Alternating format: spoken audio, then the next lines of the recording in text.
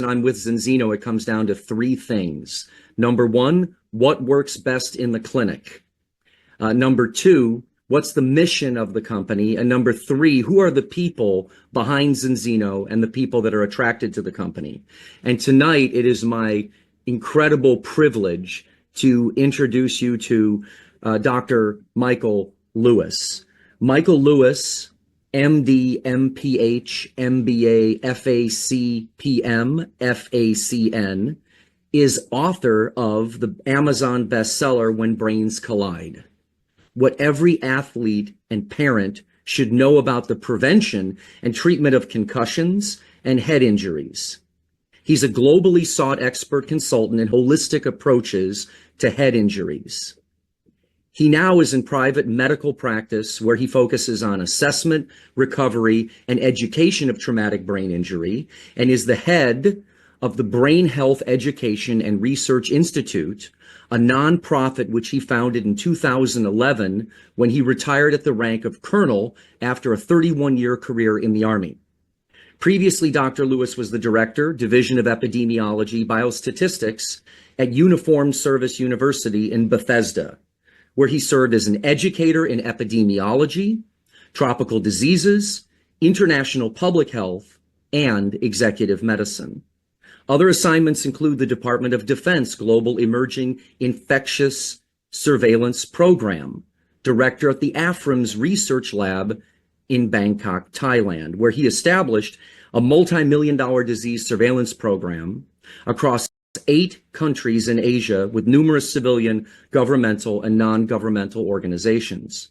A graduate of the U.S. Army Ranger and Airborne Schools, Dr. Lewis is a graduate of West Point and served for 5 years in infantry divisions in the United States and overseas prior to attending Tulane Medical School. Dr. Lewis is board certified in public health and preventative medicine and a fellow of the American College of Preventive Medicine and Nutrition. He received a master's degree in public health from the Johns Hopkins University and completed his residency at the Walter Reed Army Institute of Research, where he executed the ESSENCE program, the nation's first and largest syndrome-based disease outbreak recognition system that supports health departments around the world. So, Dr. Lewis, with your background for public health and public service, I thought we would start our conversation with you today here. Now, anybody who's following you, and I do, you posted this the other day, this letter, a white paper that was sent directly to the White House, to the Office of the President, the Honorable Secretary of Health and Human Services, the Honorable Assistant Secretary of Health, and the Honorable Secretary of Defense. You forwarded this and posted this on your group, and this is a look at the press release that came out March 19th. Could you please just walk us through this a little bit as an expert in public health and nutrition? Can you tell us what your response was when you finally saw this in the media?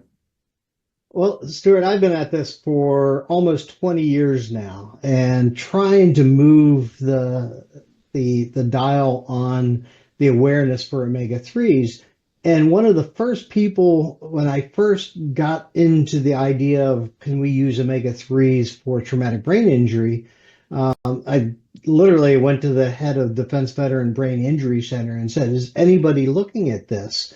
And his answer was, no, why don't you? And I was like, because I don't really know anything about omega-3s and the biochemistry, and I'm not a neurologist. And I kept, but you're the only one asking the question.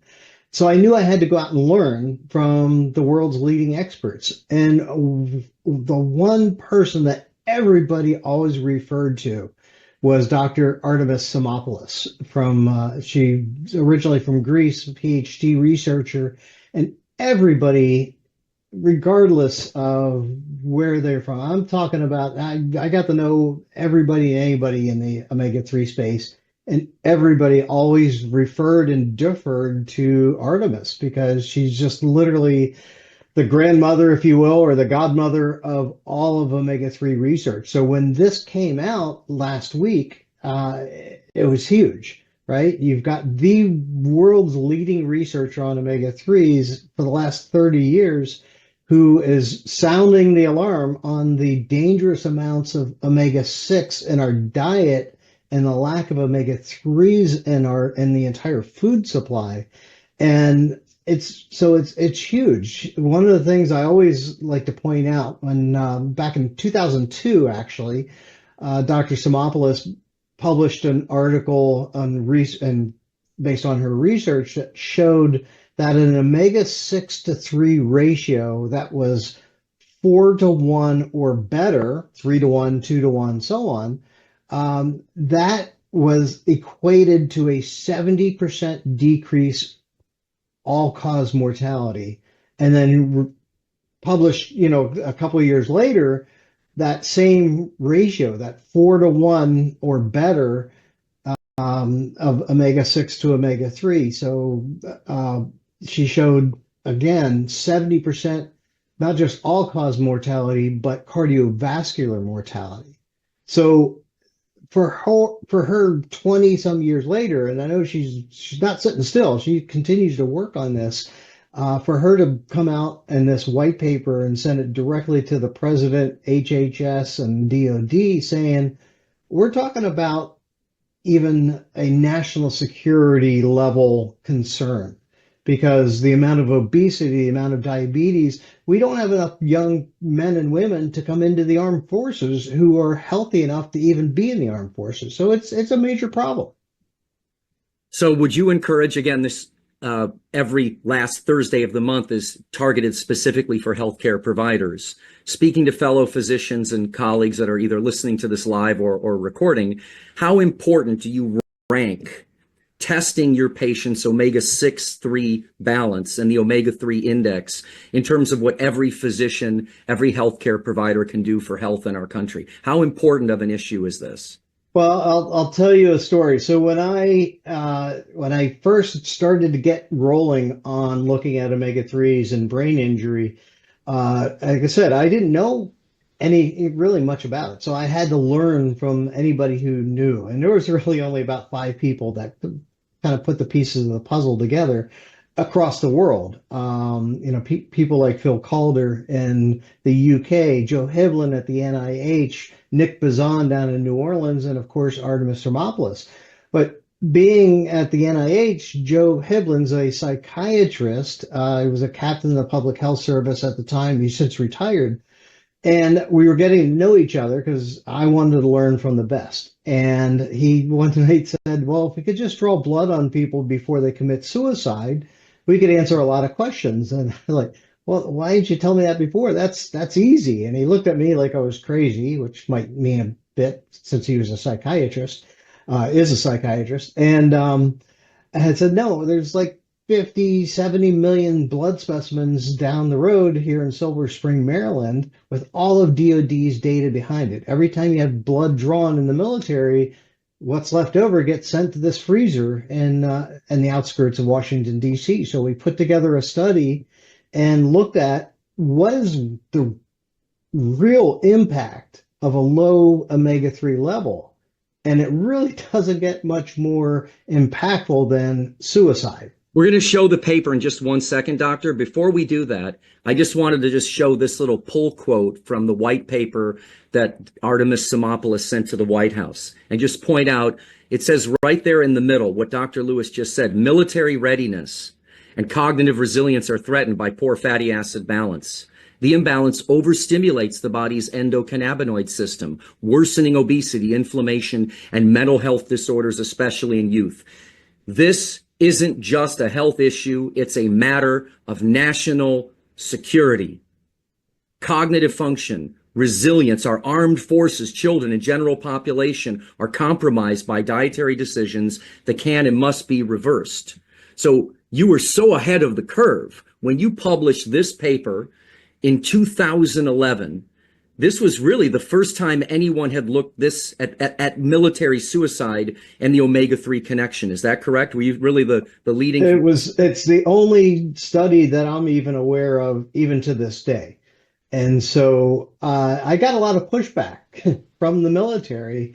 I got asked basically by the head of research at the Uniformed Services University, you want to continue this line of research, you need to go elsewhere. We will not support you. And I'm looking at suicide in the military, active duty military. We hear 22 veterans a day, but these are active duty military. So they were well documented suicides because there's always an investigation. And that omega-6 to 3 ratio of 4 to 1 or better that we talk about, well, what we found was it was 26 to 1 on average. And yet, even when we looked at this, we still found a 62% increased risk of suicide with low omega-3 levels. It was profound. So interestingly enough, 2011 is also the year, if I understand correctly, that Zinzino had actually reached out to you in the same year that you published this paper, looking to collaborate with you back then. Is that correct? It is. And it was probably as a result of the paper that caught their attention. And back then, Zinzino was, had been around for about almost 10 years at that point and looking at what is it that they really wanted to get into. And they knew they wanted to be involved in nutrition and making the world a better place. And so what they did was they teamed up with a Norwegian scientist, Ola Edie, who had this concept, like, why don't we test people for omega-3, omega-6 levels, but why don't we put together a better fish oil, if you will? And that's exactly what Ola Edie did. And he had reached out to me in 2011 asking me to collaborate with him on the development of these things that we now know as the balance concept, combining the balance test and the balance oil. And we'll get into that here in a couple of minutes of what exactly is the balance oil and what makes it so different, so much better. As it's often said, it's not fish oil.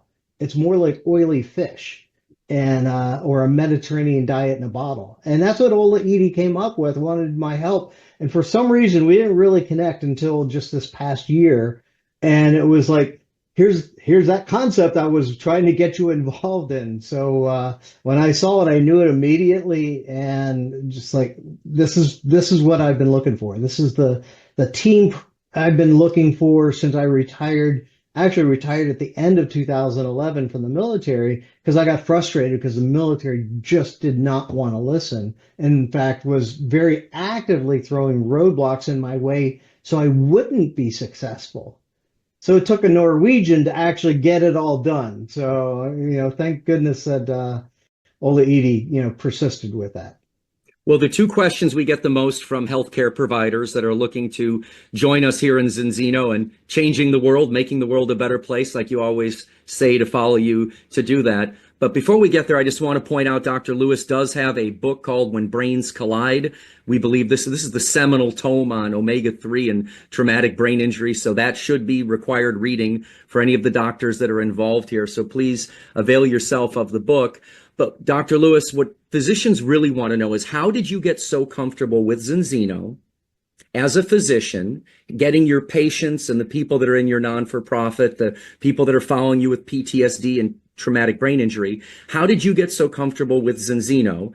And number two, what kind of results are you seeing with the Zinzino protocols with your patients?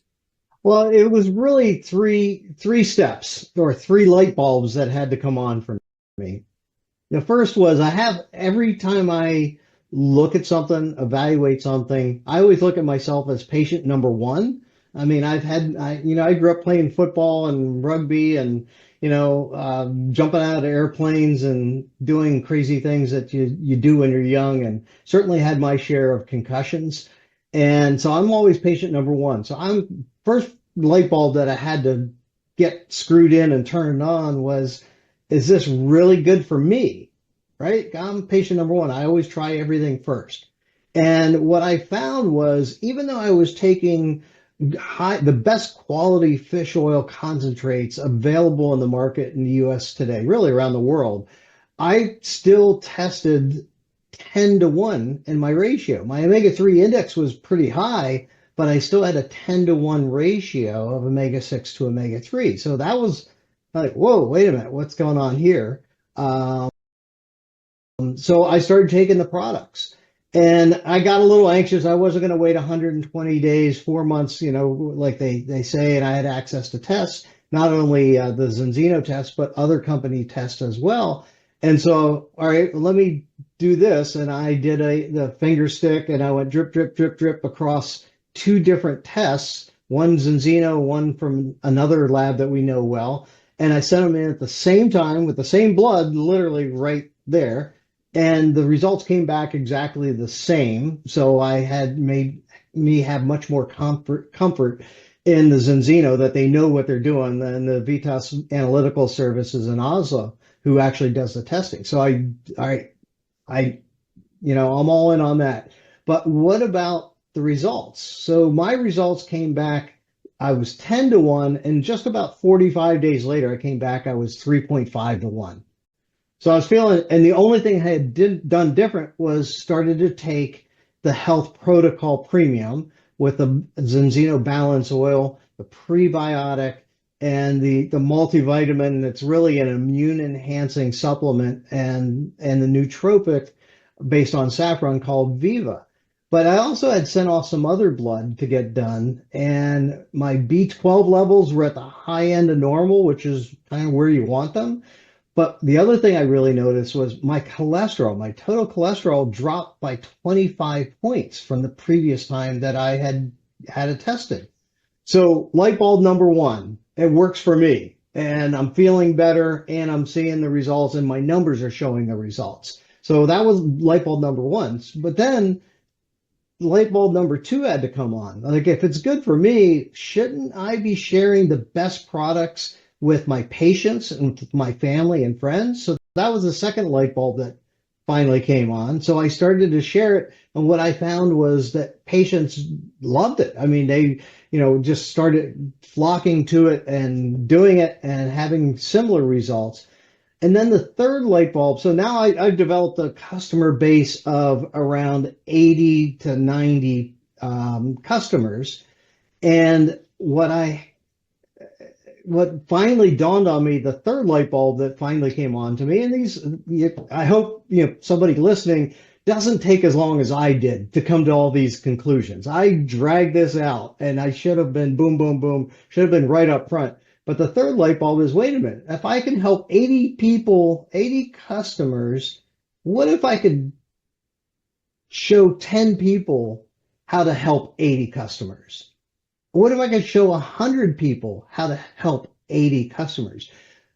That's a lot of people. That's how you change the world. Seeing one patient at a time is not easy, and I admire people that do it, love it, do it for an entire career. But I got into public health because I wanted to deal at the population level. How do I help people by the thousands, by the millions? And so the Zinzino mission literally fits right into my training and what I've been trying to do for the last 20, 30 years. Now, you've since gotten to know the science advisory team, the chief science officer, the chief product officer, the scientist that runs the independent laboratory.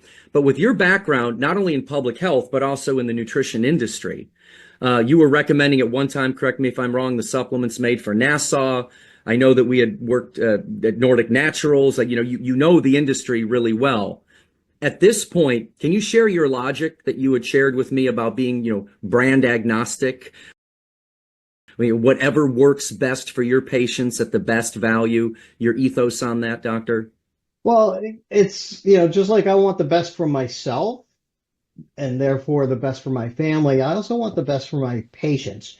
Not only the best for my patients, but I'm always trying to see if I can decrease the pill count and the cost for my patients, because of course, if it's more affordable, more people are going to be, adherent to it. And so it achieves all of those things, plus an amazing scientific and research and development team behind it. And I'm honored, most people don't know this, but I'm honored to recently have been asked to be on their health and product advisory board. So I'm literally on an advisory board with these amazing scientists, both in Oslo that work directly for the company, but the chief science officer and the chief product development officer.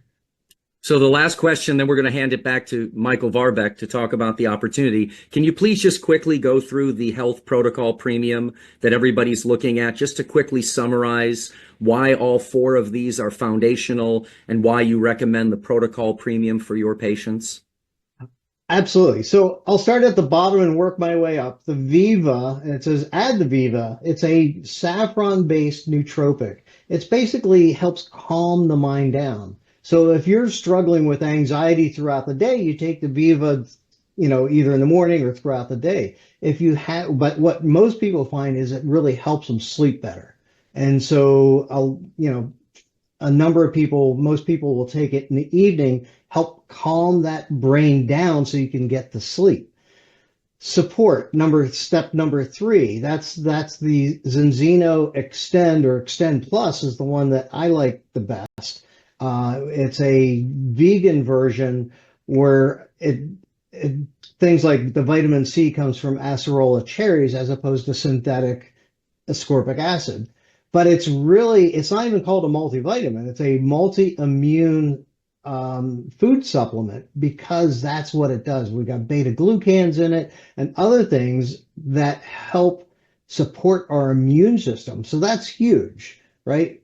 Most everything, and I would argue brain injury is a summation of inflammation going on in the brain, for example, that never quite gets under control. So we've got to get that immune system functioning at its optimum so that we can get that inflammation under control. The Restore, jumping up to number 2, that's the Xenobiotic. That's a powder, a blend of a number of different fibers that are prebiotic, not probiotic. We already have the right bacteria in the gut, but we target the prebiotic fibers, we can help feed those good probiotics, those in the gut, and therefore they'll grow and push out the bad bacteria in our gut. And the result of it is, talking about getting our brain right, that gut-brain connection I could go into for, a whole nother lecture. But it's huge. 95% of the serotonin and dopamine that swims around in our brain comes from the gut. And so what the prebiotic fiber, it helps, basically turns our gut, our large intestine, into a fermentation tank to make all these good things. And so that's huge. And then at the top, the balance oil, it's really it's the foundation of everything. Actually, you could argue that the Xenobiotic is the foundation, but the balance oil, that combination, it answers one of the questions I've had for a dozen years. When we go through so much in the manufacturing process to concentrate the EPA and DHA, the omega-3s, why aren't we adding back in like astaxanthin and some of these other natural things that we get when we start off with the algae and accumulate through the food chain? And nobody's been able to answer that. And then here comes Zinzino and Ola Edie. He answered it, and it's not by adding astaxanthin. It's by adding in the amazing polyphenols that you get from good quality olives. So you get it from the land and you combine the two, and it's not the same. It's not like taking a shot of your olive oil to wash down your fish oil capsules. It's not the same. Our stomach can't make that connection. This is done at the molecular level, where you've got the omega-3s, and they're wrapped in a protective layer called a liposome with the polyphenols at the molecular level. And that allows our omega-3s from the balance oil to get in through the gut that we're fixing with the Xenobiotic into the cell, where then the lysosomes give up the omega-3s to do their job. So what I'm finding is, I've had one patient, for example, a former NFL player, in 1 month on this protocol had a 75% decrease in his overall number on his symptom score, a 22-question symptom score that we do routinely. and he had in 1 month a 75% improvement.